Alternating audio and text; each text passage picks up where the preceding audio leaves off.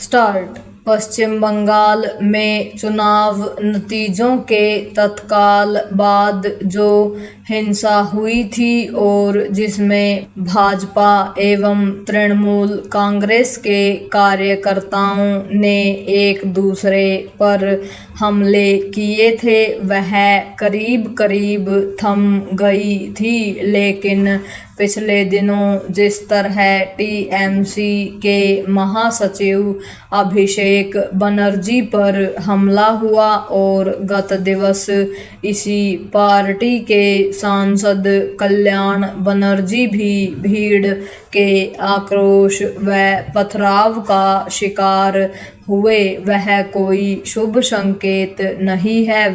इस सिलसिले को रोका ही जाना चाहिए।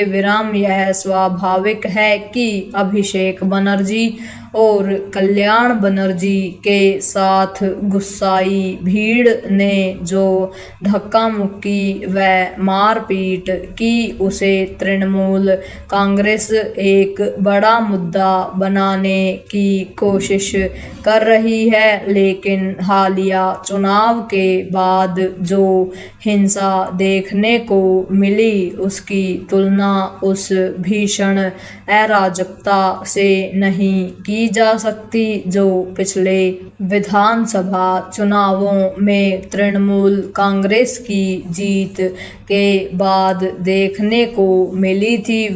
उस समय तृणमूल कांग्रेस के कार्यकर्ताओं, नेताओं और उनके समर्थकों ने विरोधी दलों और विशेष रूप से भाजपा के उन लोगों पर कहर बरपाया था जिनके बारे में उन्हें शक था कि उन्होंने ममता की पार्टी को वोट नहीं दिया। वह अराजकता इतनी भयावह एवं आतंकित करने वाली थी कि कई लोगों को अपनी जान बचाने के लिए असम में जाकर शरण लेनी पड़ी थी। यदि तब ममता बनर्जी ने उस हिंसा को गंभीरता से लिया होता और उस पर रोक लगाने की कोशिश की होती, तो शायद आज जो कुछ देखने को मिल रहा है वह नहीं दिखता। यह दुर्भाग्यपूर्ण रहा कि ममता बनर्जी ने अपने शासन में कानून एवं व्यवस्था को कलंकित करने वाली उस हिंसा से पल्ला झाड़ लिया था। उन्होंने ऐसा ही उसके बाद की राजनीतिक हिंसा के मामले में भी किया। पैरा बंगाल के बारे में इसकी अनदेखी नहीं की जा सकती कि यहाँ राजनीतिक एवं चुनावी हिंसा का एक लंबा दौर रहा है। एक तरह से राजनीतिक एवं चुनावी हिंसा बंगाल की राजनीतिक संस्कृति बन गई है। भाजपा को प्राथमिकता के आधार पर हिंसा की इस संस्कृति को खत्म करना होगा।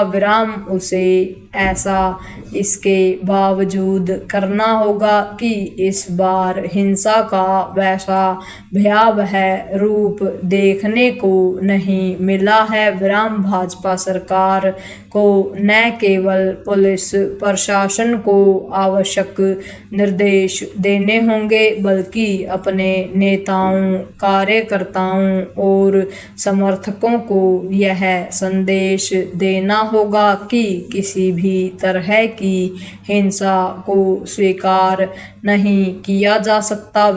बंगाल में हर स्तर पर वास्तविक सुधार के लिए यह आवश्यक ही नहीं बल्कि अनिवार्य है कि कानून एवं व्यवस्था को ठीक करने को सर्वोच्च प्राथमिकता दी जाए। इससे ही राज्य सही तरह से पटरी पर आएगा। विराम कोई भी राज्य सही तरह से तभी आगे बढ़ता है जब वहाँ कानून एवं व्यवस्था नियंत्रित होती है। पूर्ण विराम।